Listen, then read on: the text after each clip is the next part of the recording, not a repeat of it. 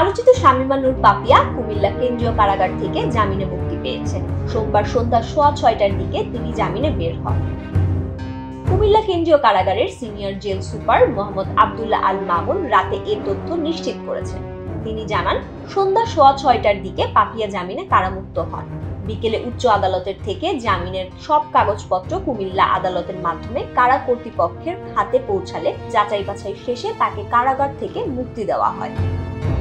কারাসূত্র জানায়, কাশিমপুর কারাগারে ছিলেন পাপিয়া। সেখানে এক নারী বন্দীর উপর নির্যাতনের অভিযোগ ওঠে তার বিরুদ্ধে।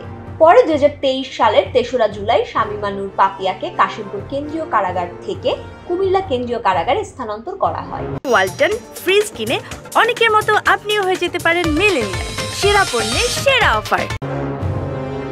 2020 সালের 22 ফেব্রুয়ারি জাল টাকা বহন এবং অবৈধ টাকা পাচারের অভিযোগে হযরত শাহজালাল আন্তর্জাতিক বিমানবন্দর থেকে পাপিয়া সহ 4 জনকে গ্রেফতার করে র‍্যাব।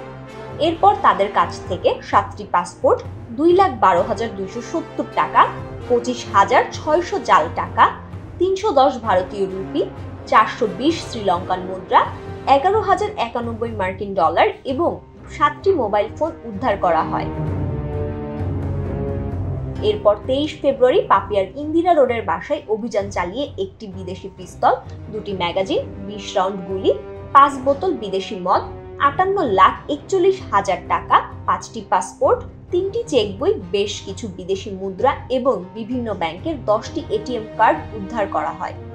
এই ঘটনায় পাপিয়া ও তার স্বামীর বিরুদ্ধে শেরেবাংলা নগর থানায় মাদক ও অস্ত্র, গুলশান থানায় মানি লন্ডারিং, বিমানবন্দর থানায় বিশেষ ক্ষমতা আইনে এবং অবৈধ সম্পদ অর্জনের অভিযোগে মামলা করে দুদক। ফাহমিদা সৃষ্টি, মানবজমিন।